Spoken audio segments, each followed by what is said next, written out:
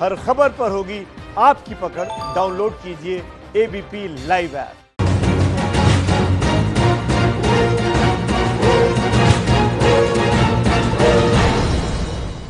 ABP news पर अपने show संविधान की शपथ के साथ हाजिर हूं मैं रुमाना इसार खान।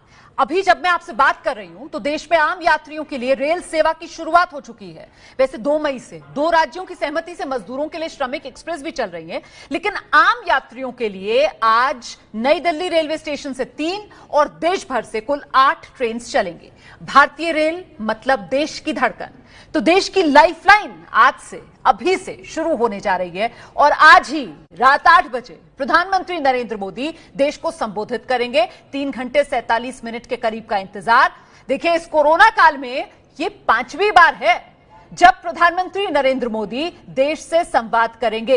इससे पहले 19 मार्च को पीएम ने जनता कर्फ्यू, 24 मार्च को लॉकडाउन 1 का ऐलान किया था। फिर 3 अप्रैल को कोरोना से लड़ाई में देश का हौसला बढ़ाने के लिए 9 बजे 9 मिनट रोशनी करने की अपील की और चौथी बार 14 अप्रैल को पीएम मोदी ने किया था लॉकडाउन 2 का ऐलान। अब आज जब देश की लाइफलाइन शुरू हो गई है, तो फिर जब देश के सामने आएंगे प्रधानमंत्री तो क्या कहेंगे?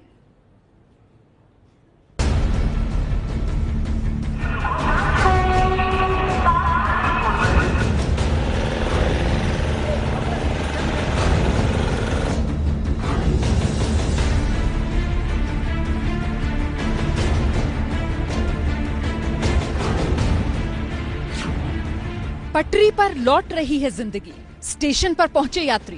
भी ट्रेन जैसे ही कल ओपन हुआ तो हम लोगों ने टिकट कर लिया।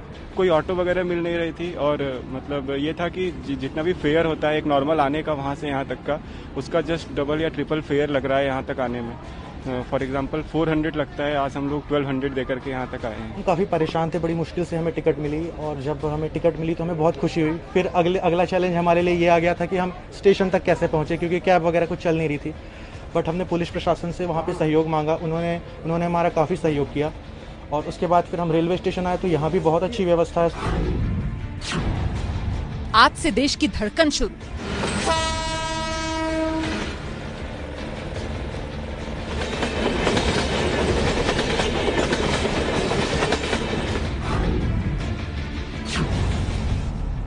रात 8 बजे पीएम का देश को संदेश।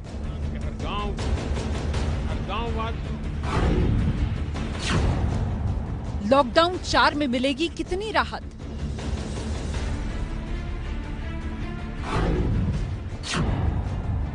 क्या आर्थिक पैकेज का करेंगे मोदी ऐलान?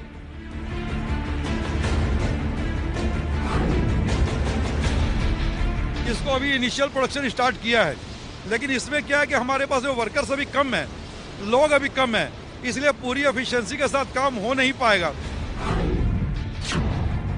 कोरोना काल में क्या है अब आगे का प्लान? लाइफलाइन शुरू। लॉकडाउन पर क्या कहेंगे मोदी?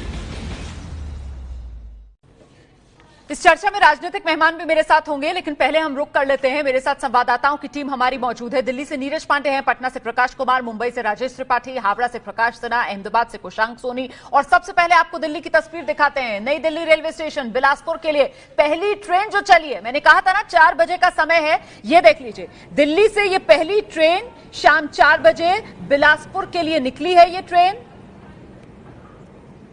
दिल्ली रेलवे स्टेशन से 3 ट्रेन आज निकलेंगी, जिसमें पहली ट्रेन ये है जो नई दिल्ली से बिलासपुर के लिए चली है।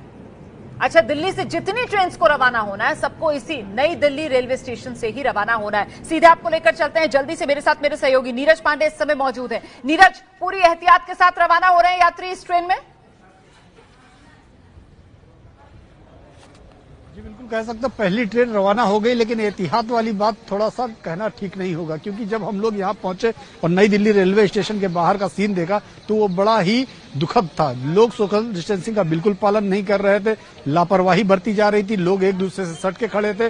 पुलिस भी जो थी वो ये मेरे पीछे जो बैरिकेड है वहां पे थी, लोगों की स्क्रीनिंग कर रहे थे मशीन से और फिर जाने दे रहे थे। लेकिन उसके बाहर लोग एक दूसरे से सट के खड़े हुए थे। अभी भी 51 दिन बाद लॉकडाउन के 51 दिन बाद मेरी आप लोगों से ये गुजारिश है, मेरी आप लोगों से ये गुजारिश है कि जितना ज्यादा हो सके तस्वीरें दिखाएं, अपने कैमरामैन से कहिए कि तस्वीरें दिखाएं। नीरज आप भी, हम दर्शकों को दिखाना चाहते हैं इस वक्त किस तरह की तस्वीर है नई दिल्ली रेलवे स्टेशन के बाहर, जरा वो दिखाइए। ये भी तस्वीरें दिखाएं कि ये अभी भी ये देखिए हलचल, और यहाँ पे लोग जो खड़े हैं उनसे साफ देखने को मिल रहा है कि यहाँ पे अभी भी कोई बहुत ज्यादा सोशल डिस्टेंसिंग का पालन नहीं किया जा रहा है। लोग एक दूसरे से सट के खड़े हुए और कमोबेश ऐसी स्थिति जब थोड़ी देर पहले यहाँ पे लाइन लगी थी, करीब 500 से 1000 लोग थे जो बिलासपुर वाली ट्रेन में, और जो 4:45 बजे 2 ट्रेनों में लोगों को अंदर लिया जा रहा था 2 ट्रेनों के लिए। उस समय भी ऐसी तस्वीर हमको देखने को मिली कि लोग एक दूसरे से सट के खड़े थे और उस समय एक लंबी लाइन लगी हुई थी। जब हमने लोगों से पूछा भी कि आप लोग सोशल डिस्टेंसिंग का पालन क्यों नहीं कर रहे, तो सभी लोगों के पास जवाब यही था, क्या करें भाई साहब, आगे वाला नहीं मान रहा है, पीछे वाला नहीं मान रहा है। तो कहने का मतलब एक तर्क था, लेकिन लोगों में कहीं ना कहीं खुद भी लापरवाही दिखाई पड़ रही थी और प्रशासनिक लापरवाही तो साफ दिखाई पड़ रही थी। अच्छा देखिए, मेरे साथ इस समय राजनीतिक मेहमान भी मौजूद हैं। हमारे साथ बीजेपी की तरफ से पार्टी के प्रवक्ता के शर्मा मौजूद हैं, कांग्रेस पार्टी की तरफ से पार्टी के प्रवक्ता रोहन गुप्ता मौजूद है। मुझे लगता है जल्दी से रिएक्शन हम यहाँ के शर्मा जी का लेते हैं। शर्मा जी, ये नई दिल्ली रेलवे स्टेशन से हमारे रिपोर्टर बता रहे हैं कि वहां तो सोशल डिस्टेंसिंग का लिहाज ही नहीं रखा जा रहा था। ये कहीं चूक तो नहीं हो गई सर? जल्दबाजी में तो नहीं फैसला ले लिया है? एहतियात पूरी नहीं बरती जा रही है? दिक्कत कहां है? देखिए, ये जो परिस्थिति आपके रिपोर्टर बता रहे हैं निश्चित रूप से चिंताजनक है और इस पर और ध्यान देने की आवश्यकता है। इस तरह से, क्योंकि देखिए इसमें सब तरह के, चाहे नागरिक हो चाहे प्रशासन हो, ये सबके सहयोग से ही रोमाना जी संभव।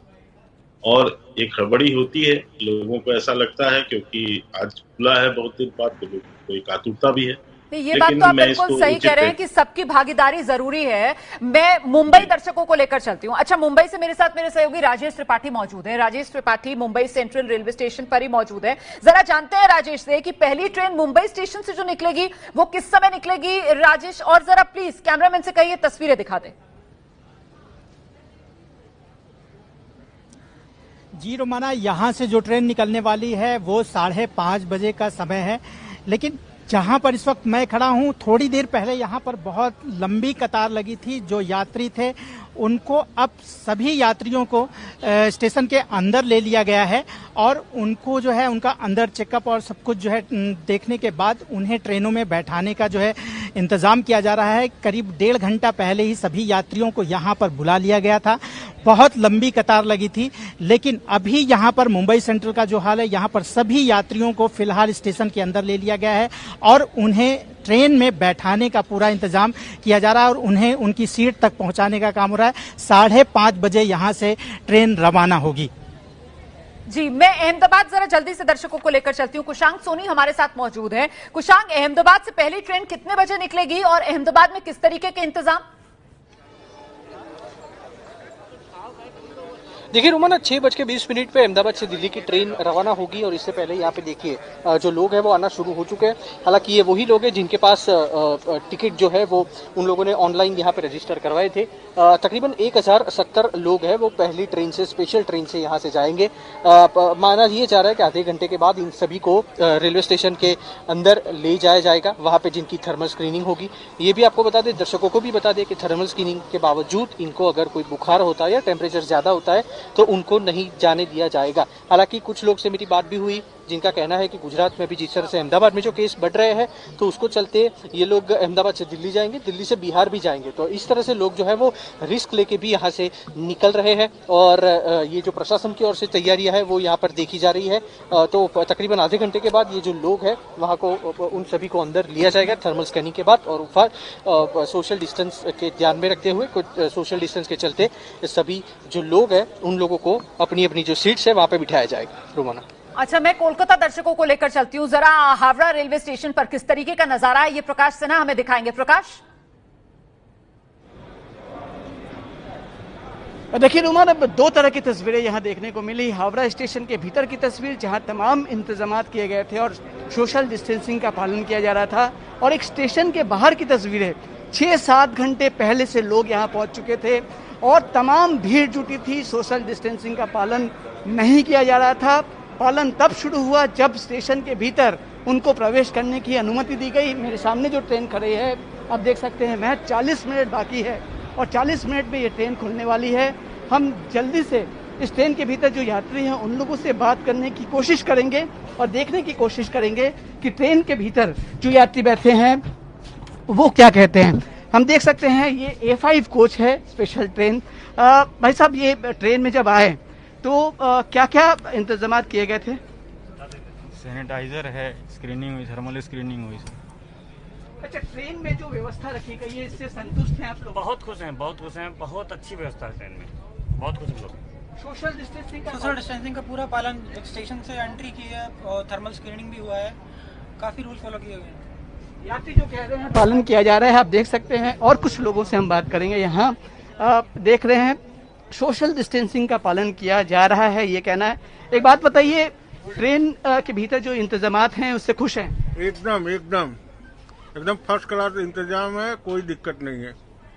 आपको जब आ रहे थे आप लोग तो क्या क्या किया गया? सैनिटाइजर की व्यवस्था थी और क्या क्या किया गया? सैनिटाइजर की व्यवस्था थी, थर्मल स्कैनिंग की गई। आप देख सकते हैं बाहर आरपीएफ के जवान भी खड़े हैं और ये लोग ट्रेन में भी रहेंगे। तो कुल मिलाकर हम देख सकते हैं जो लोग यात्रा कर रहे हैं। कहाँ जा रहे हैं भाई साहब? धनबाद जा रहे हैं सर। धनबाद जा रहे हैं। व्यवस्था से खुश है? बिल्कुल खुश है। और सोशल डिस्टेंसिंग का पालन कर रहे हैं आप लोग? हाँ, पूरा ठीक। देख रहे हैं ज्यादातर लोग यही कह रहे हैं कि ट्रेन रेलवे की तरफ से जो व्यवस्था की गई है उससे खुश हैं। और यहाँ आने के पहले सभी लोगों को सैनिटाइज किया गया है, सोशल डिस्टेंसिंग का पालन किया गया है और थर्मल स्कैनिंग के बाद ही इनको ट्रेन में अंदर जाने की अनुमति दी गई है। कुल मिलाकर आप देख सकते हैं ये ट्रेन जो है और 40 मिनट के भीतर यहाँ से रवाना होगी। मैं 40 मिनट में हावड़ा से ये पहली ट्रेन 1072 यात्रियों को लेकर रवाना होने वाली है। रुमाना जी, प्रकाश, बहुत बहुत शुक्रिया आपका। आपने जिस तरीके से बोगी में चढ़कर यात्रियों से भी बात करवाई, दर्शकों तक उनकी बात पहुंचाई। मैं पटना लेकर चलूंगी आप लोगों को प्रकाश कुमार के पास, लेकिन उससे पहले तस्वीरें आ रही हैं। ये मुंबई सेंट्रल रेलवे स्टेशन की तस्वीरें हैं। ये देखिए किस तरीके से मुंबई सेंट्रल, जहां से नई दिल्ली के लिए शाम 5:30 बजे ट्रेन रवाना होगी, उसी ट्रेन में सवार होते हुए यात्रियों को आप देख रहे हैं। यहां आप देख सकते हैं सोशल डिस्टेंसिंग का पालन करते हुए, लॉकडाउन के नियमों का ख्याल रखते हुए सभी यात्रियों के चेहरे पर मास्क हैं। एक दूरी बनाकर यात्री बैठे हुए हैं। जो पहुंच रहा है एहतियात बरत रहा है और कहीं ना कहीं अब कोरोना योद्धा की भूमिका देश के नागरिक को निभानी होगी, ये हालात कह रहे हैं। तस्वीरें मुंबई सेंट्रल की है जो आप देख रहे हैं। मैं प्रकाश के पास आपको लेकर चलूं उससे पहले मुझे लगता है जल्दी से कांग्रेस के प्रवक्ता रोहन गुप्ता जी हमारे साथ मौजूद हैं। रोहन गुप्ता जी, लॉकडाउन से बाहर आने का यही सही तरीका, यही ग्रेजुअल स्टेप जिस पर सरकार ने कदम बढ़ा दिया? देखिए रोमाना जी, बिल्कुल लॉकडाउन से देश को बाहर लाना होगा और जिस प्रकार से हम देख रहे हैं कि आज 50 दिन के करीब लॉकडाउन के खत्म होने के बावजूद विश्व में चौथे नंबर पे भारत में सबसे ज्यादा केस कल हुए हैं। कहीं न कहीं ये सोचना होगा कि अभी तक का जो लॉकडाउन हुआ, क्या देश ने उससे क्या पाया और क्या गलतियां हुई। और जब आज प्रधानमंत्री जी 8 बजे बोलेंगे, मेरी विनती है एक नागरिक के नाते, ये जो हमारे मजदूर परेशान हो रहे हैं उनके बारे में जरूर बताएं। रोमाना जी, अब नहीं देखा जाता, मैं राजनीतिक पार्टी का प्रवक्ता भले हूं, पर जिस प्रकार से लोग रोड पे मर रहे हैं, बिलख रहे हैं, नहीं देखा जाता। कुछ न कुछ एक ठोस योजना हो जो आर्थिक पैकेज की बात कर रहे हैं। कई दिनों से पूरा देश वेट कर रहा है कि जब तक आप छोटे व्यापारी को मदद नहीं पहुंचाएंगे वो कहीं न कहीं आगे नहीं जाएंगे। आपको मजदूरों को भरोसा दिलाना होगा कि पूरा देश आपके साथ खड़ा है। उनकी जेब में कुछ पैसा डालना होगा, उनके पेट में कुछ अन्न डालना होगा और उनके दिल में विश्वास पैदा करना होगा, क्योंकि ये भी वंदे मातरम मिशन का हिस्सा होना चाहिए। अगर बाहर से लोगों को लाया जा रहा है तो मजदूर को घर पहुंचाना भी वंदे मातरम का उतना ही बड़ा हिस्सा। ठीक है रोहन जी, आगे विस्तार से, रोहन जी आगे विस्तार से इस पर चर्चा करूंगी मैं कि आप क्या उम्मीद कर रहे हैं। प्रधानमंत्री नरेंद्र मोदी आज रात 8 बजे जब संबोधन करेंगे तो क्या कहेंगे, क्या कह सकते हैं, क्या आप चाहते हैं कि वो कहें? खैर, मैं जरा पहले दर्शकों को पटना लेकर चलती हूँ। प्रकाश कुमार मेरे सहयोगी मौजूद हैं हमारे साथ और प्रकाश से जानते हैं कि पटना रेलवे स्टेशन पर इस समय किस तरीके की तस्वीर है। प्रकाश, रोमाना, अभी से कुछ देर बाद 7 बजे के करीब में ही ट्रेन यहाँ से खुलेगी, लेकिन उसके पहले हम ये पटना की तस्वीर दिखा रहे हैं। पटना जंक्शन का जो स्टेशन है, प्लेटफॉर्म, उससे बाहर ही अभी रोका गया है और अच्छी खासी भीड़ लोग जो है वहाँ यहाँ पर मौजूद है, जो अपने कोई बच्चे के साथ, देखिए सैनिटाइजर का भी इस्तेमाल महिला कर रही है ताकि किसी भी तरह से कोई जो एहतियात बरतने की को कहा गया है उसमें कोई कमी नहीं रहे। ये लगा अपने बच्चे के भी हाथ में सैनिटाइज कर रही हैं। यानी ये बहुत ज़रूरी है, जो लॉकडाउन के दरमियान में ट्रेनिंग हुई है लोगों की, उसे कैसे ये आगे भी ले जाते हैं, ये बहुत महत्वपूर्ण है। कुछ जो पैसेंजर्स हैं वो हमारे साथ यहाँ पर हैं, उनसे बात करते हैं। आप लोग कहाँ से आई हैं, कहाँ जाना है आपको और कैसे यहाँ से जा रही हैं? हम लोग इधर हाजीपुर के आगे गांव है, वहाँ से आए हुए हैं, लेकिन हम लोग रहते दिल्ली में हैं, तो हम लोग को दिल्ली जाना है। 2 महीने से यहाँ फंस गए थे हम लोग आके। अच्छा, आप? हम भी इनके साथ हैं। तो क्या क्या परेशानी हुई आप लोगों को? परेशानी बहुत हुई कि अचानक से जब हम लोग तो सब ब्रेक में आए थे, जो छुट्टियां पड़ी थी, लेकिन फिर आके पता चला स्कूल में ऑनलाइन क्लासेस वगैरह हो गई, तो पढ़ाई एकदम दिक्कत होने लग गया और गांव में कुछ फैसिलिटीज थी नहीं और ज्यादा बाहर भी नहीं जा सकते, तो जितनी एकदम मेन एक्चुअली था कि पढ़ाई में ही दिक्कत हो रही थी हम लोग को, और छोटे से फोन से हम लोग कितना पढ़ाई कर सकते हैं, तो सब बहुत सारी दिक्कतें होती थी और गांव में फैसिलिटीज भी नहीं है ज्यादा। ये दिक्कत बता रही है रोमाना कि कैसे मुश्किल हालात से गुजर रही हैं। आप कहाँ से आई हैं और क्यों जा रही हैं दिल्ली? मैं मुजफ्फरपुर से आई हूँ, यहाँ से लगभग 100 किलोमीटर दूरी है मुजफ्फरपुर, वहाँ से आई हूँ। और वहाँ पर दिल्ली में मेरे ससुराल है, मेरे बच्चे हैं, हस्बैंड है, सब मेरे वहीं पे ही है। आप अकेले यहाँ फंस गई थी? जी। ये देखिए, ये महिला अपनी बच्ची के साथ अकेले थी, मुजफ्फरपुर से आई हैं और इन्हें दिल्ली जाना है। लॉकडाउन के दरमियान में जो लोग फंस गए थे, अब वो चाह रहे हैं किसी तरह से अपने उस स्थान पर पहुंच जाएं जहां पर वो अपने आप को सुरक्षित महसूस कर सकें। लेकिन सबसे बड़ी चुनौती रोमाना पटना में या बिहार में ये है कि जो अप्रवासी बिहारी मजदूर आए हैं और जो लगातार श्रमिक स्पेशल ट्रेन आ रही हैं, वो उससे जो परेशानी हो रही है, जो कोरोना संक्रमण के जो दर है वो बढ़ता जा रहा है, उसको लेकर सरकार काफी चिंतित है। और यही वजह है कि नीतीश कुमार ने प्रधानमंत्री से आग्रह किया है कि इस महीने के अंत तक, यानी 31 तारीख तक ये लॉकडाउन की अवधि को बढ़ाई जाए। हालांकि इस बीच में बहुत सारी आर्थिक गतिविधियों की भी वो बात कर रहे हैं खोलने की, लेकिन फिलहाल स्टेशन पर तैयारी है, अभी लोग बाहर खड़े हैं और जैसा कि कहा गया था कि 90 मिनट पहले आने के लिए, आप जो बात मेरे कर ख्याल रहे हैं से ना, आप जो बात कर रहे हैं ना, देखिए बीजेपी के प्रवक्ता हमारे साथ मौजूद हैं, मैं उनके पास ये बात लेकर चलूंगी, इस सवाल का जवाब हम तलाशने की कोशिश करेंगे, लेकिन इस बीच सीधे आपको लेकर चलते हैं मेरे सहयोगी नीरज पांडे, जिनके साथ मौजूद हैं डीजी आरपीएफ, और जानते हैं नीरज से कि क्या कह रहे हैं अधिकारी, किस तरीके की तैयारियां की हैं इन ट्रेन्स में सुरक्षा के लिए। नीरज,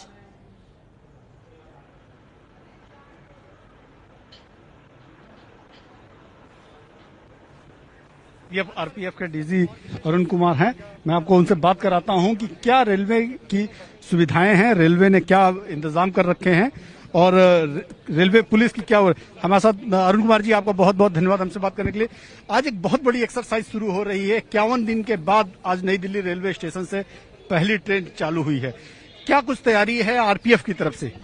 देखिए, अभी हमारी एक पहली ट्रेन जो है वो निकली दिल्ली से बिलासपुर के लिए और दूसरी ट्रेन जो है वो डिब्रूगढ़ जाने के लिए तैयार है। और जैसा हमने यात्रियों से अनुरोध किया था कि वो समय पर यहाँ पहुंचे, तो काफी समय पर लोगों ने पहुंचे हैं, कोऑपरेट किया है। जो चीजें रिक्वेस्ट की थी कि लेना अपने साथ में लाएं, लाइट ट्रेवल करें, वो सारे चीजें जो है वो यात्रियों ने किया है। और उनके यहाँ आने के बाद, जैसे एंट्री गेट है, हमने दोनों ट्रेनों के लिए अलग अलग लाइन बनवाई, उनकी थर्मल स्कैनिंग करवाई। थर्मल स्कैनिंग करने के बाद उनको जो है वो ट्रेन में बिठाया गया।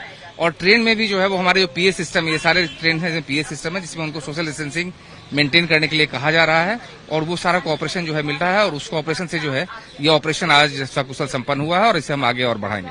अरुण जी, हम लोगों ने जो देखा है कि यहाँ गेट के एंट्री के समय और गेट के बाहर भी यहाँ पे सोशल डिस्टेंसिंग का पालन नहीं किया जा रहा था, बड़ी लापरवाही देखने को मिली।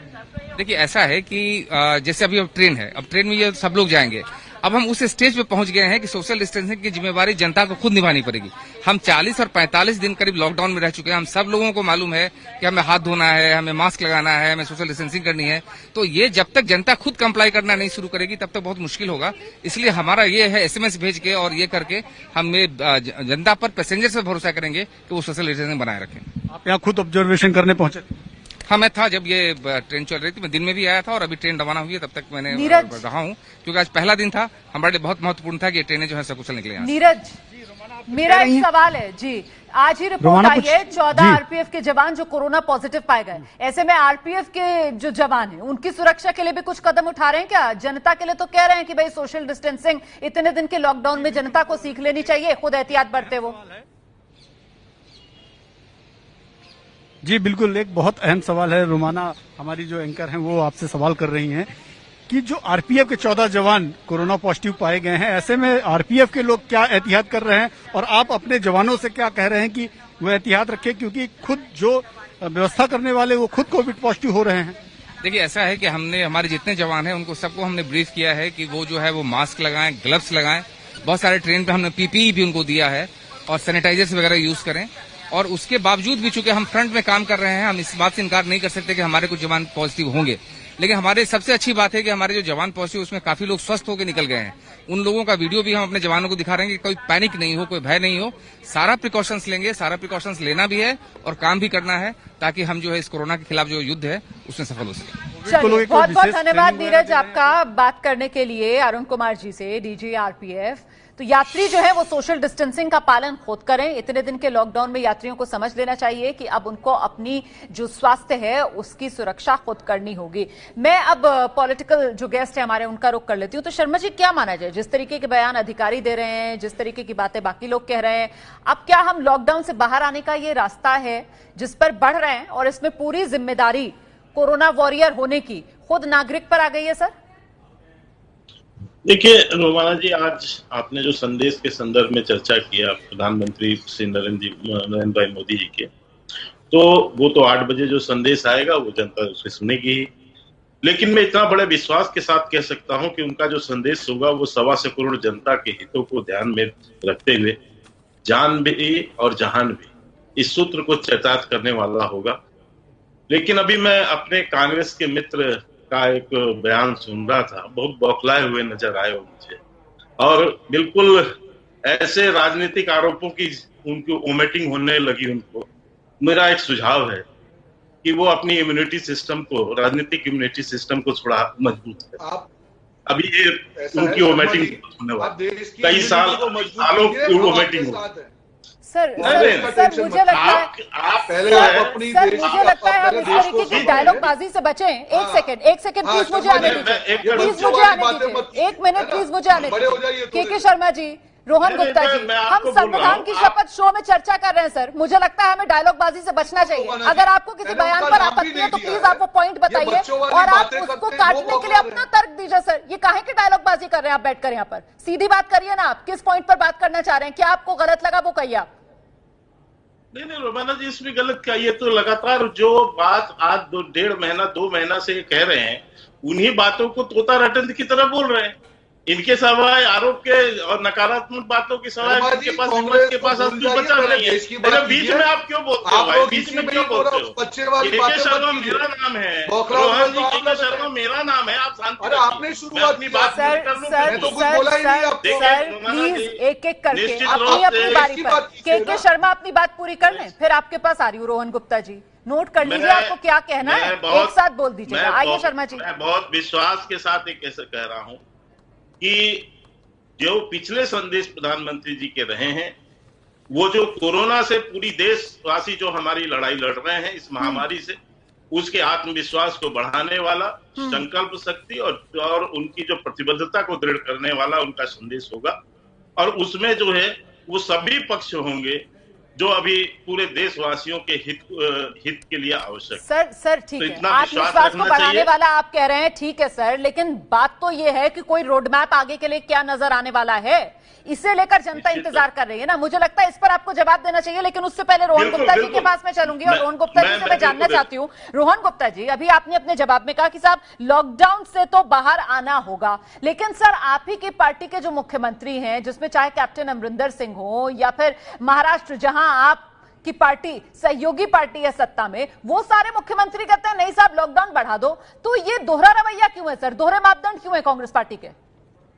देखिए, आपने अच्छा सवाल पूछा रोहना जी। पहले हमारे मित्र शर्मा जी को एक छोटी चीज बता दूं, भाजपा के प्रवक्ताओं को एक बीमारी लग गई है कि कैसे भी करके कांग्रेस के गाली दो और अपनी विफलताओं से लोगों का ध्यान हटाओ। नहीं होगा, आप सरकार में तो जवाब आपको देने ही पड़ेंगे। आप कैसे बोल सकते हैं कि आप जवाब नहीं देंगे? और जो संदेश जो प्रधानमंत्री का, मुझे लगता है संवाद की जरूरत है, प्रधानमंत्री को देश की आवाज सुनने की जरूरत है। बहुत एक तरफी बात हो गई। पहला जब उन्होंने देश को संबोधन किया था, कहा था कि मुझे 21 दिन दे दीजिए, पूरे देश ने उनको समय दिया। दूसरा लोग आज भी हम प्रधानमंत्री के साथ करें। आज हम ये चाहते हैं कि जो लॉकडाउन का उपयोग जिस तरह से होना चाहिए, अगर रोमाना जी मुझे एक चीज बताइए, 50 दिन हो गए गुप्ता जी, हैं और अगर कल हाईएस्ट केस आते हैं कि कांग्रेस पार्टी के जो मुख्यमंत्री हैं वो पीएम के साथ बैठक में कहते हैं कि साहब लॉकडाउन बढ़ा दो, और यहाँ जब चैनल पर एबीपी न्यूज पर संविधान की शपथ में कांग्रेस पार्टी के प्रवक्ता आते हैं तो वो कहते हैं कि लॉकडाउन से बाहर आना होगा। रोमाना जी जवाब दे रहा हूँ, खुद नहीं पता क्या क्या करना है। इसका मतलब ये नहीं है, सुनिए, हर राज्य के प्रधान जो अपने मुख्यमंत्री होते हैं वो अपने राज्य की परिस्थिति का आकलन करके प्रधानमंत्री के सामने सुझाव रखते हैं। प्रधानमंत्री को पूरे देश को साथ में रखकर किस प्रकार की हमको धीरे धीरे बाहर आना पड़ेगा। अगर आज मैं गुजरात की बात करूं, परिस्थिति बहुत ज्यादा विकट है, यहाँ पे रेड जोन सबसे ज्यादा है। उसके सामने मैं छत्तीसगढ़ की बात करूं, वहां पे उतने ज्यादा केस नहीं है। तो पूरे देश को रख के प्रधानमंत्री देश के मुखिया है, हर राज्य के जो मुख्यमंत्री अपने राज्य की बात करेंगे, पर पूरे देश को जब लॉकडाउन में निकलना की तब एक रोड मैप हो, जो आपने कहा वही चीज मैं कह रहा हूं, एक प्लान देश को दिखाया जाए कि अभी तक आपने क्या अचीव किया, 50 दिन के लॉकडाउन में कितना टेस्टिंग किया, क्यों हमारे जो केसेस है कल इतने बढ़ गए।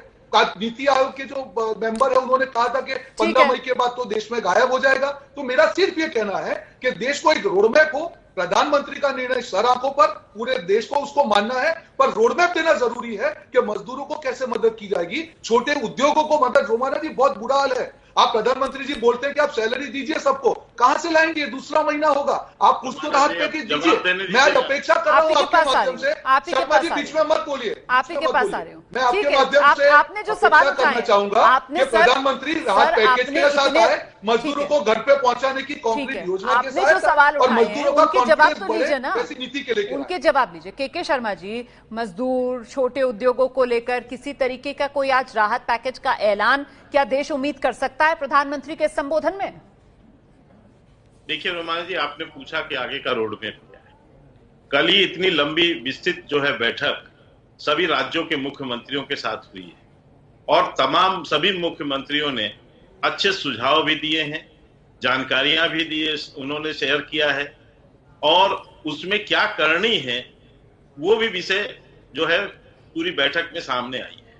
निश्चित तौर से केंद्र सरकार, माननीय प्रधानमंत्री जी इस पर जो है चर्चा करेंगे, चर्चा करके समीक्षा करके इसमें क्या आगे का रोड मैप बनना है, जिसमें सभी राज्यों के विचारों को समाहित किया जाए, सभी मुख्यमंत्रियों के विषय समाहित होंगे। इसीलिए आता है तो इसलिए प्रधानमंत्री नरेंद्र मोदी की तरफ से नहीं, सवाल इसी से जुड़ा हुआ सवाल है मेरा। सवाल मन में इसीलिए आता है कि कल ही तो उस मुख्यमंत्रियों की बैठक में प्रधानमंत्री की तरफ से सभी राज्यों से कहा गया है कि भाई आप 15 मई तक ब्लूप्रिंट दो, और अब ब्लूप्रिंट का इंतजार किए बिना आज जब प्रधानमंत्री नरेंद्र मोदी आएंगे देश के सामने तो फिर वो क्या कहेंगे? इसीलिए सवाल बड़ा हो जाता है ना, क्योंकि हम ये मानकर चल रहे हैं कि लॉकडाउन के संदर्भ में तो वो कुछ कहेंगे नहीं, क्योंकि उन्होंने राज्यों से ब्लूप्रिंट मांगा है। फिर ऐसे में क्या कहने वाले हैं आज पीएम? सुनिए तो, क्योंकि इसका मतलब आप क्या समझ रहे हैं कि यदि उन्होंने कह दिया कि 15 तारीख तक यदि आप अपना ब्लूप्रिंट दीजिए तो कल की बैठक जो है निरर्थक थी क्या उनकी? अच्छा, तो मुख्यमंत्रियों ने अपनी कोई राय नहीं रखी है, उसमें कोई विचार नहीं रखे हैं। इतनी लंबी बैठक में लोगों ने अपनी सारे विषयों को उसमें रखा है।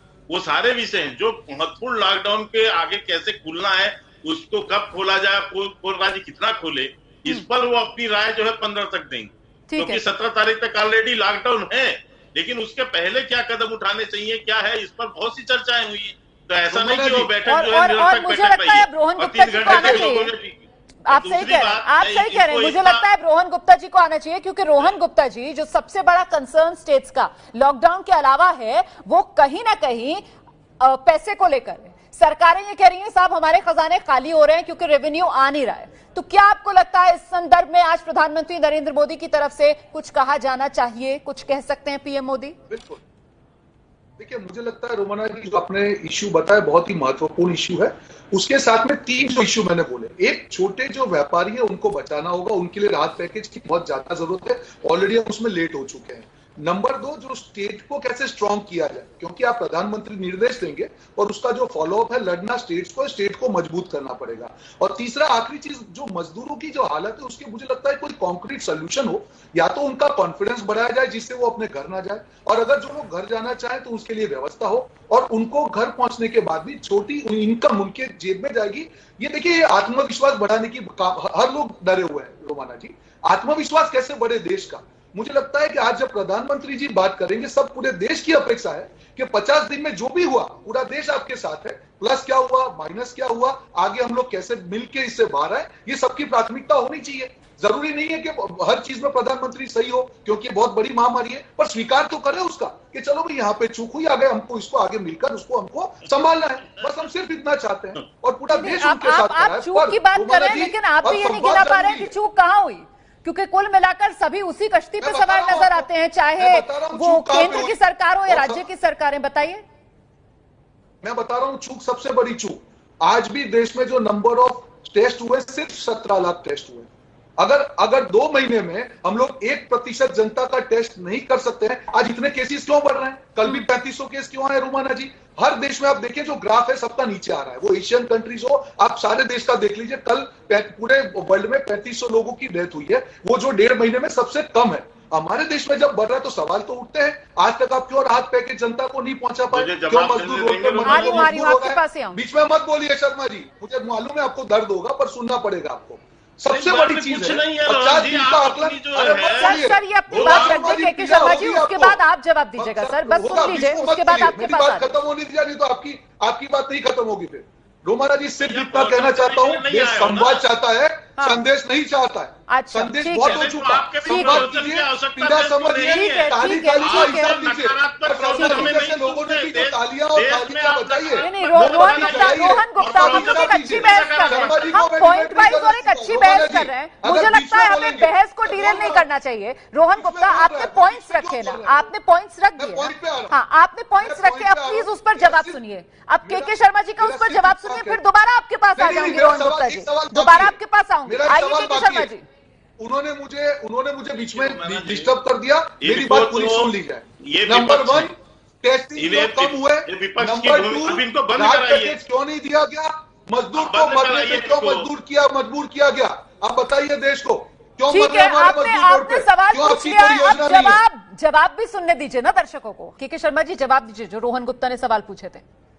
बिल्कुल रोमाना जी, मैं आपको बताता हूं कि देखिए, ये मैं नहीं कह रहा हूं, मेरी पार्टी नहीं कह रही है, आप लोगों ने ही स्टोरी चलाई है कि पूरे विश्व में जब इतनी बड़ी बड़ी महाशक्तियां ध्वस्त हुई हैं, उस समय आज इतनी बड़ी जनसंख्या और इस गरीबी के साथ भी भारत जो है दूसरे स्थान पर है इस महामारी के विरोध में, दक्षिण कोरिया के बाद। ये जवाब सुन लीजिए, उसके बाद दोबारा आइएगा। के शर्मा जी बात पूरी कीजिए। आपको स्मरण होगा कि शुरुआत में ये 200-300 साल बाद ऐसी कोई बीमारी देश ने देखा नहीं। इसकी एक पीपी किट हमारे देश में नहीं होती। 52,000 किट पहले जो है बाहर से बुलाया गया। आज वही देश 2.5 lakh PP kit per day बना रहा है। एक टेस्टिंग लैब होता था, आज 350 से ऊपर टेस्टिंग लैब है। ये हमने 2 महीने के अंदर में किए हैं। आज इसके उसमें ये तो लग रहा है कि कांग्रेसी ऐसा बोलते हैं जैसे इनको 3 साल पहले से पता था कि कोरोना आने वाला। आप मैं दूसरी बात कर रहा हूं, इसके अलावा जो है, इसके अलावा पूरे देश 2 सेंटेंस में गरीब के मुंह पे कांग्रेस लोगों के समय मेरे पास अभी इतना ही है, समय मेरे पास अभी इतना ही है। बहुत बहुत धन्यवाद आप दोनों का मेरे साथ बने रहने के लिए। देखिए, बात तो ये है कि संतुलन बनाए जाना जान और जहान में, क्या वो हो पाया, इसे लेकर लोगों के मन में सवाल है। देखिए, आज की इस चर्चा के बाद मेरी राय बहुत साफ है, जान भी जहान भी, ये जो फॉर्मूला है ना, इसके बीच संतुलन बनाना जरूरी है, तभी होगी कोरोना से दूरी। जी हां, जनता खुद कोरोना योद्धा की भूमिका अब निभाए, यही है जरूरी।